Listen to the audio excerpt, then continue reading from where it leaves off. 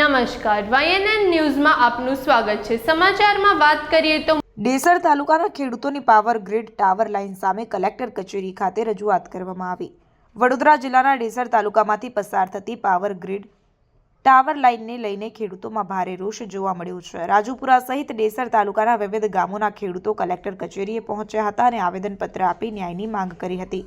ખેડૂતોએ જણાવ્યું હતું કે ઉપજાઉ ખેતી જમીનમાં વીજ ટાવર અને હાઈ વોલ્ટેજ લાઇન નાખવાથી પાકને નુકસાન થાય છે તેમજ જમીનની કિંમત કાયમી રીતે ઘટી જાય છે। ખેડૂતો દ્વારા પડતર અથવા બિનઉપજાઉ જમીનમાં પોલ નાખવાની માંગ સાથે યોગ્ય વળતર આપવાની માંગ કરવામાં આવી હતી।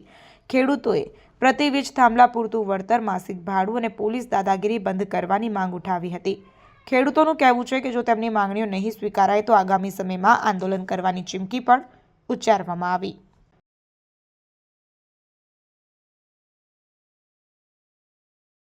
અહીંયા આવ્યો છો, શું મુદ્દો છે?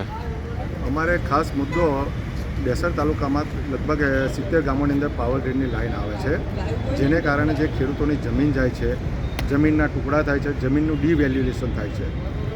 એના અનુસંધાનમાં અમે ખાસ બધા આવ્યા છે કે ભાઈ જમીન નાના ખેડૂતો છે, નાની જમીન છે અને એ જતી રહેશે અને એની વેલ્યુ ઓછી થઈ જશે તો ખેડૂતો પાયમાલ થવાના છે। એના અનુસંધાનમાં કે ભાઈ જો રાષ્ટ્રના વિકાસની અંદર જો તમે ભાગીદાર બનાવવા માગતા હોય તો જેટલું કંપનીઓને બેનિફિટ થાય છે એટલો જ બેનિફિટ ખેડૂતોને મળવો જોઈએ, એટલું જ વળતર ખેડૂતોને મળવું જોઈએ। એના અનુસંધાનમાં અમે રજૂઆત કરવા માટે કલેક્ટર સાહેબને આપવા માટે આવ્યા છે આવેદન। કોઈની સાથે ચર્ચા થઈ હતી એવું કોઈ વળતર માટેની જે રીતના કપાય છે? કંપનીના વ્યક્તિઓ સાથે ચર્ચા થયેલી છે, પણ એ લોકો ક્યાંય પરફેક્શન નથી કે કેટલું તમને વળતર આપશે જમીન દીઠ, કારણ કે અત્યારે તો એવું છે કે જેની લાઠી એની ભેંસ। શું નામ તમારું?